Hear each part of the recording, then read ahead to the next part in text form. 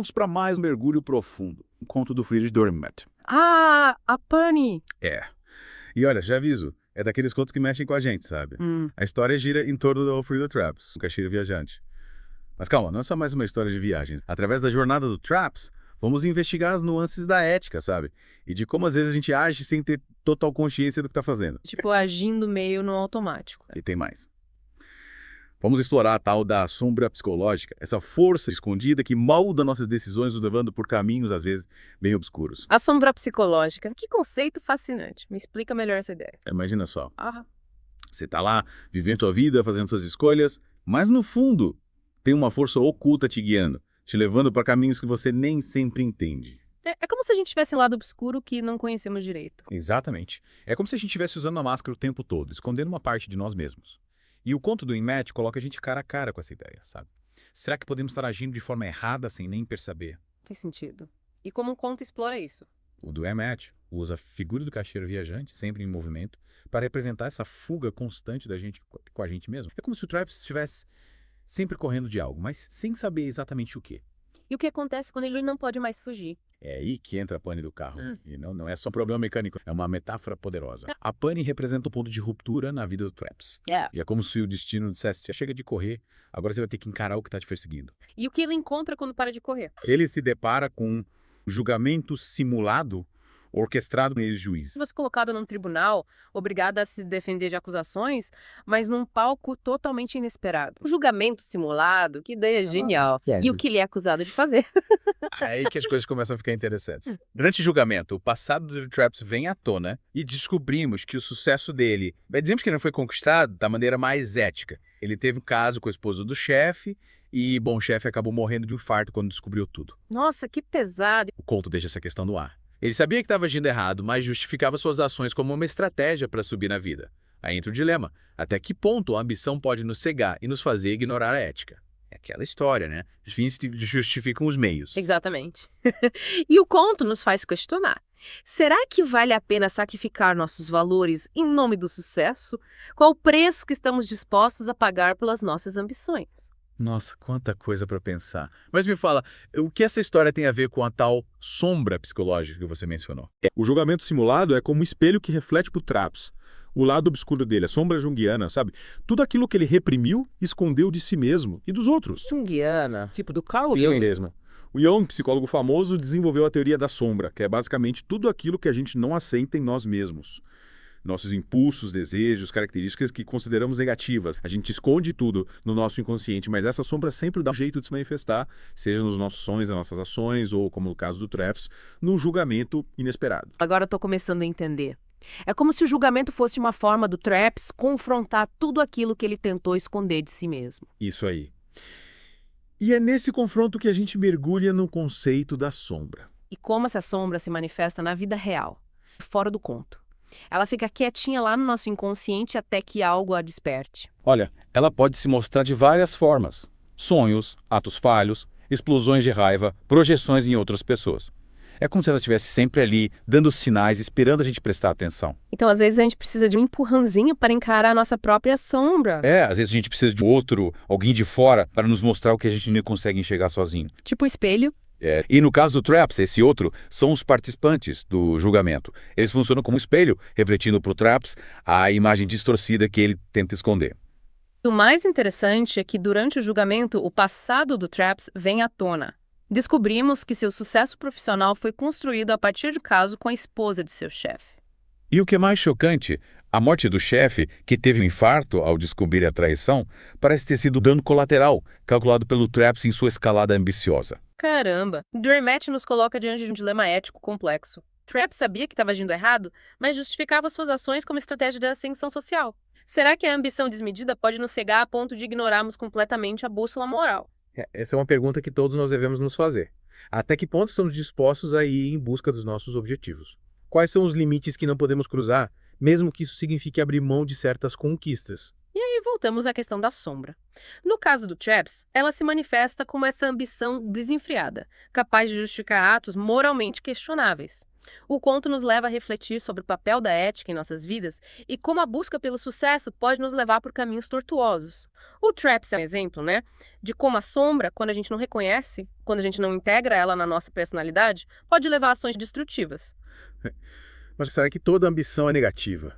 Não existe um jeito de querer as coisas, de ter sucesso, sem pisar nos outros? Boa pergunta. O conto não tá dizendo que a ambição é ruim, sabe?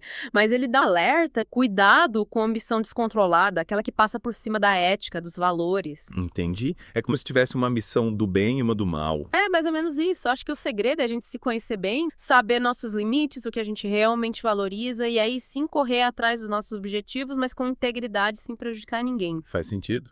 É tipo, ajustar a bússola moral para não se perder no caminho, né? Exatamente. E para ajustar essa bússola, a gente precisa se olhar por dentro, sem julgamentos, observar os pensamentos, sentimentos, comportamentos. É assim que a gente identifica as armadilhas da sombra. E como a gente faz isso na prática? Tem algum sinal de alerta?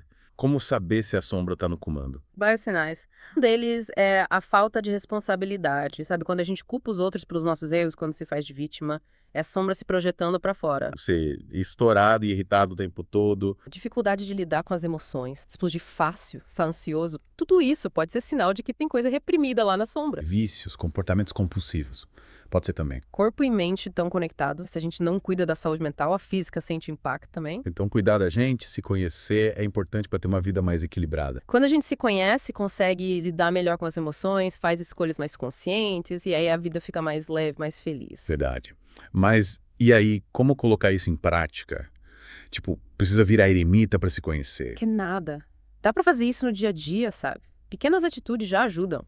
Reservar um tempo para pensar na vida, prestar atenção nos pensamentos e sentimentos, questionar os comportamentos, curtir a natureza. Às vezes a gente esquece de respirar, né? Exato.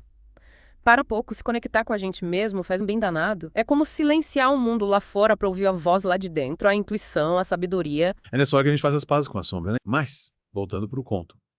O que acontece com o Alfredo Traps? Ele escapa da cilada. O final é de cair o queixo. Depois de encarar a própria sombra, ele toma uma decisão radical que muda tudo. E que decisão é essa? Me conta, vai. Pra saber, só lendo o conto. Mas a decisão dele nos faz pensar sobre justiça, sobre as consequências das nossas escolhas. E agora fiquei curiosa mesmo. Vou ter que ler a pane. Mas antes de terminar o mergulho, qual a principal lição que você tira dessa história? O que a gente aprende com Traps? Acho que a grande lição é que se conhecer processos, sabe? E exige coragem para encarar o lado escuro da gente. Mas vale a pena. É assim que a gente se liberta do que está preso lá no inconsciente e assume o controle da nossa história. Que mensagem poderosa. E me fez pensar. Quais são as minhas panes, os meus desafios, que me impulsionam no caminho do autoconhecimento? E você que está ouvindo a gente, qual a sua pane? Qual o seu traps interno? O que te impede de viver uma vida mais autêntica, mais conectada com seus valores? Qual será a nossa pane, nosso traps interno? O que será que impede a gente de viver uma vida mais real, de acordo com os nossos valores? E o conto dá uma dica, hein? Lembra que traps quer dizer armadilha em inglês? Ah, lembro sim. E a ligação do nome dele com a história é demais. Como se ele estivesse preso numa armadilha, mas uma armadilha criada por ele mesmo, pelas escolhas que ele fez, pelas ilusões que ele construiu, né? Exatamente.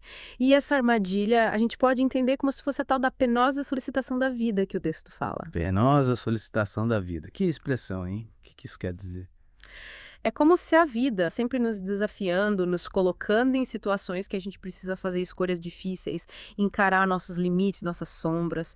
E essas situações, por mais complicadas que sejam, elas nos dão a chance de crescer, de se conhecer melhor. Então quer dizer que as panes que a vida nos apresenta, os momentos de crise, as dificuldades, tudo isso pode ser um sinal para a gente autoconhecer. É nesses momentos que a gente é obrigado a sair da zona de conforto, questionar tudo aquilo que a gente acredita, os nossos valores, olhar para dentro com sinceridade. É como se a vida desse um empurrãozinho na gente, tirasse a gente do piloto automático e falasse: "Ei, acorda, toma as rédeas da sua vida." É isso aí. E para seguir esse caminho, para sair da armadilha, a gente precisa desenvolver a consciência moral, a nossa bússola interna. E como a gente faz isso? O texto dá alguma dica? Tem sim.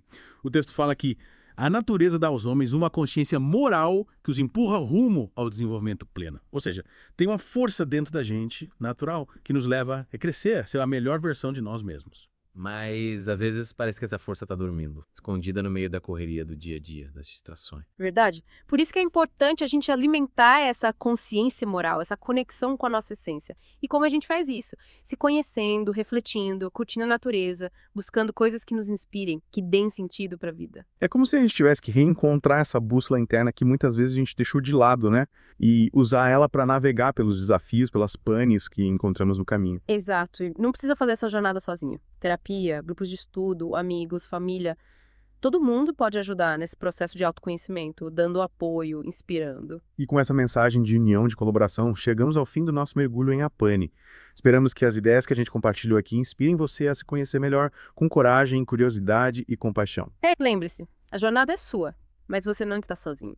E cada pane que a vida te apresentar, encare como uma chance de descobrir quem você é de verdade e construir uma vida mais autêntica, mais completa, mais significativa. E é isso, pessoal. Até o próximo mergulho.